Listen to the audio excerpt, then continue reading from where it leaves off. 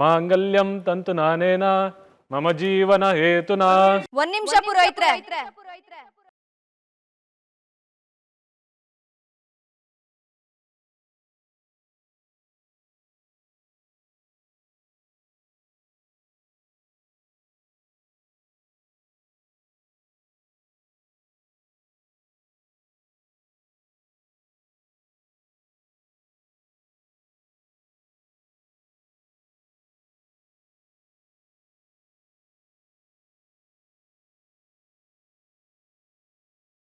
ತಾಳಿ ಕಟ್ಟಿಸ್ಬೇಡಿ.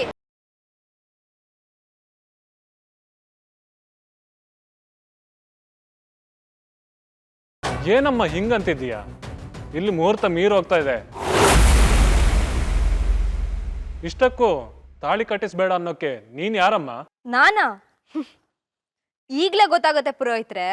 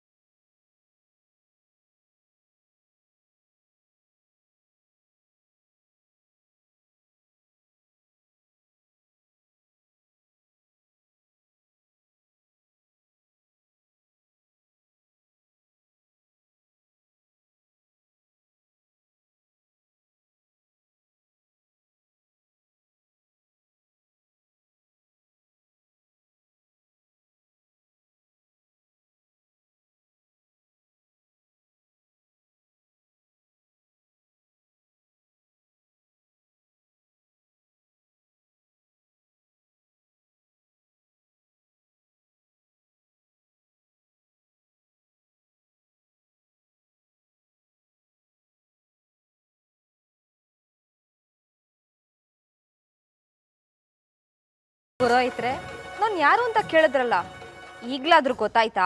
ಮದ್ವೆ ಇಲ್ಲಿಂದ ಆಗ್ಬೇಕು. ಆಗ್ಲೇ ಮನೆ ತುಂಬಿಸ್ಕೊಳಕ್ಕೆ ಸೇರು ರೆಡಿ ಮಾಡಿದೆ. ಇದ್ರ ಅರ್ಥ ಏನು ಅಂತ ದೇವ್ರ ಹಣೆಗೂ ಆಗಿಲ್ಲ. ಮನೆ ಒಳಗಡೆನೆ ಮದ್ವೆ ಮಾಡಿ ಅದೇ ಹೆಣ್ಣನ್ನ ಮನೆ ತುಂಬಿಸ್ಕೊಳ್ಳೋದ್ರಲ್ಲಿ ಏನ್ ಅರ್ಥ ಇದೆ ಪುರೋಹಿತ್ರೆ?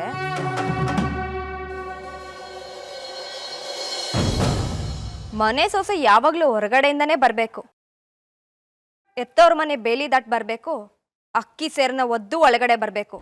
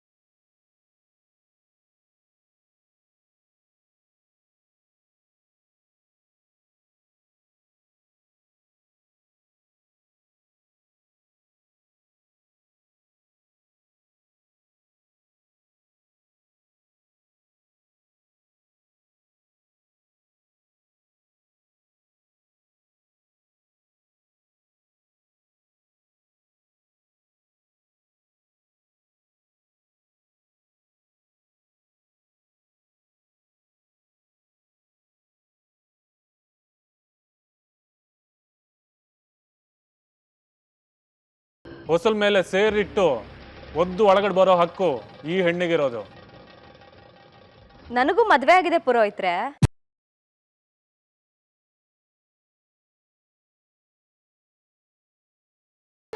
ಹಾಗಾದ್ರೆ ನಿನ್ ಗಂಡನ ಮನೆಗೆ ಹೋಗಿ ನೀನ್ ಈ ಕೆಲಸ ಮಾಡು. ಇದೇ ನನ್ನ ಗಂಡನ ಮನೆ.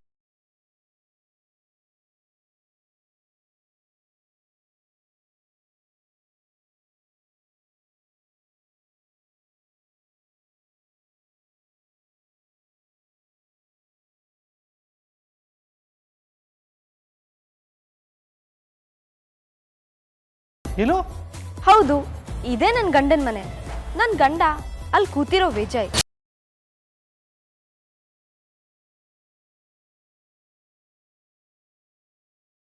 ನಾನು ಹೆಂಡತಿ ಗೀತಾ.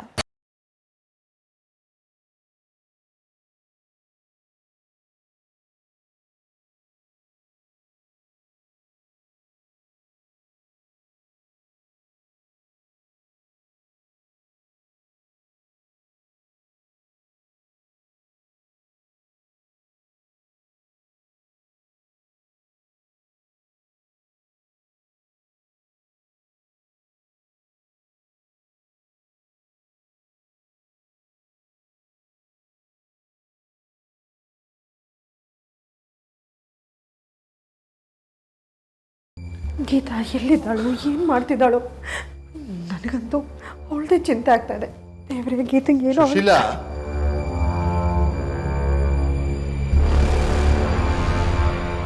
ಯಾರಿಗೆ ಯಾವ ತೊಂದರೆನೂ ಆಗಬಾರ್ದು ಅದು ಅಲ್ವೇ? ಆಕಾಶನೇ ತಲೆ ಮೇಲೆ ಬಿದ್ದೋಳ್ತಲ್ಲ ಓಡಾಡ್ತಿದ್ಯಲ್ಲ, ಒಬ್ಳೆ ಒಣಗುಡ್ತಿದ್ಯಲ್ಲ, ಏನೇ ನಿನ್ನ ಪ್ರಾಬ್ಲಮ್ಮು?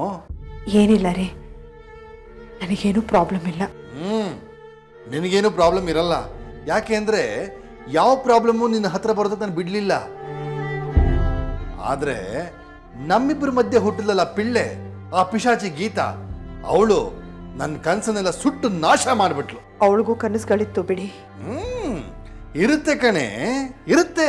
ಮಕ್ಳಿಗೂ 1000 ಕನಸಿರುತ್ತೆ. ಹಾಗಂತ ಅದು ಹೆತ್ತೋರ್ ಪಾಲ್ಗೆ ಅಡ್ಡಿ ಆಗಬಾರ್ದು. ಆದ್ರೆ ಅದಕ್ಕೆ ಮುಂಚೆ ನಮ್ಮನ್ನು ಬೀದಿಗೆ ಹಾಕಿದ್ಲಲ್ಲೇ, ಅದರಿಂದ ಬೀದಿಲ್ ಬಿದ್ದಿರೋಳು ನಮ್ಮ ಮಗಳು ಗೀತಾ ತಾನೇ?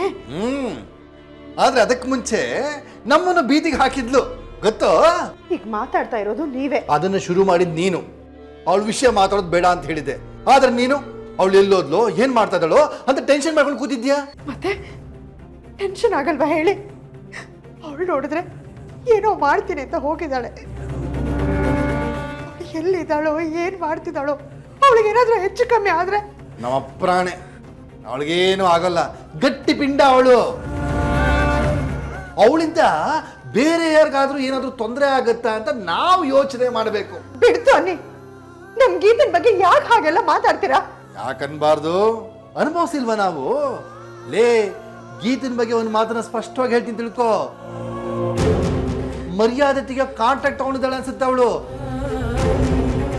ನಮ್ಮ ಮನೆ ಮಾನ ಮರ್ಯಾದೆನ ಗುಡ್ಸಿ ಗುಂಡಾಂತರ ಮಾಡಿದ್ದು ಹೋಗಿದ್ದಾಯ್ತು. ಈಗ ಇನ್ಯಾರ ಮನೆ ಮಾನ ಮರ್ಯಾದೆ ಕಡೆಗೆ ಹೋಗಿದ್ದಾಳೋ?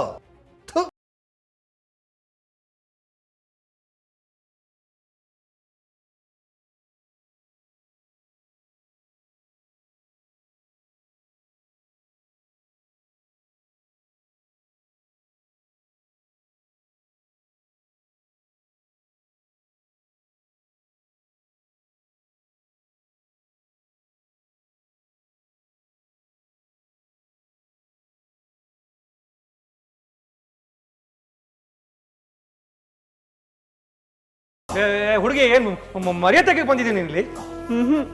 ಈ ಮನೆ ತೆಗ್ದಿರೋ ಮರ್ಯಾದಿನ ಇದೇ ಮನೆ ಜೊತೆ ಉಳ್ಸ್ಕೊಳಕ್ ಬಂದಿದ್ದೀನಿ. ಗೀತಾ, ಏನಮ್ಮ ನೀನು ಹೇಳ್ತಾ ಇರೋದು? ನನ್ನ ಮಗ ವಿಜಯ್ ಮದುವೆ ಆಗಕ್ಕೆ ಹೊರಟಿದ್ದಾನೆ.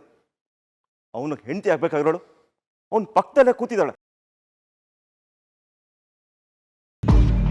ಬೀಗರು ನಮ್ಮ ಎದುರುಗಡೆನೇ ಇದ್ದಾರೆ. ಈಗ ನೀನು ಇಲ್ಲಿ ಬಂದು ನೀನು ನಮ್ಮ ಮನೆ ಸೊಸೆ ಅಂತ ಹೇಳ್ತಾ ಇದೆಯಲ್ಲ, ನೀನು ಹೇಳ್ತಾ ಇರೋದು ಸರಿನಾ? ಸರ್, ಓ ಸಾರಿ ಮಾವ. ಇನ್ನು ಸ್ವಲ್ಪ ಹೊತ್ತಿಗೆ ಯಾವ್ದು ಸರಿ ಯಾವ್ದು ತಪ್ಪು ಅಂತ ನಿಮಗೆ ಗೊತ್ತಾಗುತ್ತೆ. ನಾನೊಂದು 10 ನಿಮಿಷ ವಿಜಯ್ ಜೊತೆ ಮಾತಾಡಕ್ಕೆ ಅವಕಾಶ ಮಾಡಿಕೊಡಿ. ಅಷ್ಟರಲ್ಲಿ ಮುಹೂರ್ತ ಮೀರೋಗುತ್ತೆ. ಅಯ್ಯೋ, ನಿಮ್ಮ ಮುಹೂರ್ತದ ಮನೆ ಹಾಳಾಗ ಇಲ್ಲೊಂದು ಹೆಣ್ಣಿನ ಜೀವನ ಮುಳುಗೋಗ್ತಿದೆ. ಅದ್ರ ಬಗ್ಗೆ ಯೋಚನೆ ಮಾಡೋದ್ಬಿಟ್ಟು ಮುಹೂರ್ತ ಅಂತಿದ್ದೀರಲ್ರಿ. ಮುಹೂರ್ತ ಅಂದ್ರೆ ಶುಭ ಶುರುವಾಗೋ ಗಳಿಗೆ. ಅದು ಶುರುವಾಗಬೇಕಾಗಿರೋದು ನನ್ನ ಪಾಲಿಗೆ.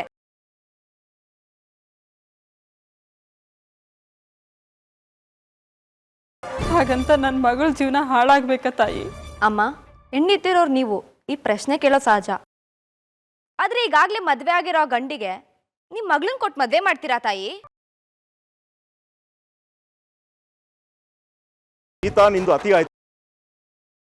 ನನ್ನ ಮಗನಿಂದ ನಿನಗೆ ತೊಂದರೆ ಆಗಿದ್ದು ಸತ್ಯ. ನಾನೇ ಖುದ್ದಾಗಿ ನಿಮ್ಮ ಮನೆಗೆ ಬಂದು ಅದನ್ನ ಸರಿ ಮಾಡಿಕೊಟ್ಟಿದ್ದೀನಲ್ವಾ? ಸರ್, ಸಾರಿ ಮಾವ, ಸರಿ ತಪ್ಪುಗಳ ತೀರ್ಮಾನಕ್ಕೆ ಒಂದ್ 10 ನಿಮಿಷ ಅವಕಾಶ ಮಾಡ್ಕೊಡಿ. ನಿಮ್ಮ ಮಗನ ಜೊತೆ ಒಂದ್ 10 ನಿಮಿಷ ಮಾತಾಡೋದಿದೆ. ಆಮೇಲೆ ನಿಮ್ಮೆಲ್ಲರ ಪ್ರಶ್ನೆಗೂ ನಾನು ಉತ್ತರ ಕೊಡ್ತೀನಿ. ಸರಿ ಇದ್ರೆ ಸೇರೋದಾಗಿದೆ, ಒಳಗಿರ್ತೀನಿ. ತಪ್ಪಿದ್ರೆ ಓದ್ ಹೊರಗಡೆ ಹಾಕಿ.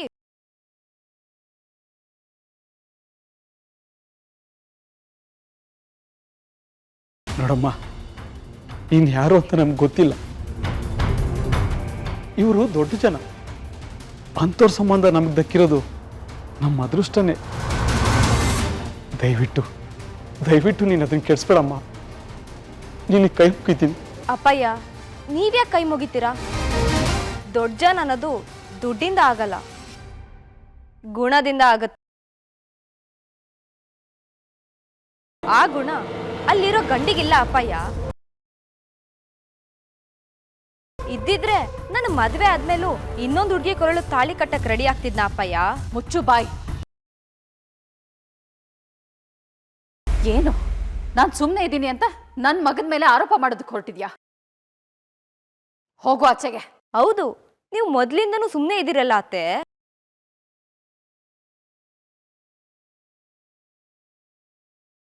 ಮಗರಾಯ್ ಮೇಷ್ಟ್ರಕಾರ್ ಸುಟ್ಟಾಗೂ ಸುಮ್ಮನೆ ಇದ್ರಿ,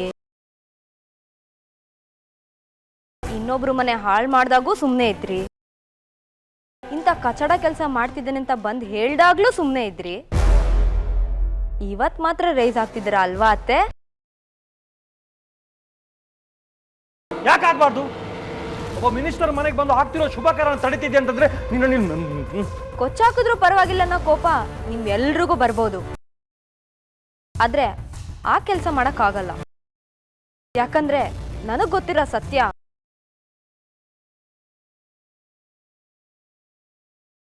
ಈಗಾಗ್ಲೇ ಸಮಾಜದಲ್ಲಿ ನಿಧಾನಕ್ಕೆ ವೈರಲ್ ಆಗ್ತಿರೋ ಸತ್ಯ ಪಾಪ ನಮ್ಮ ಮಾವನವ್ರಿಗೆ ಗೊತ್ತಿಲ್ಲ ಅನ್ಸುತ್ತೆ.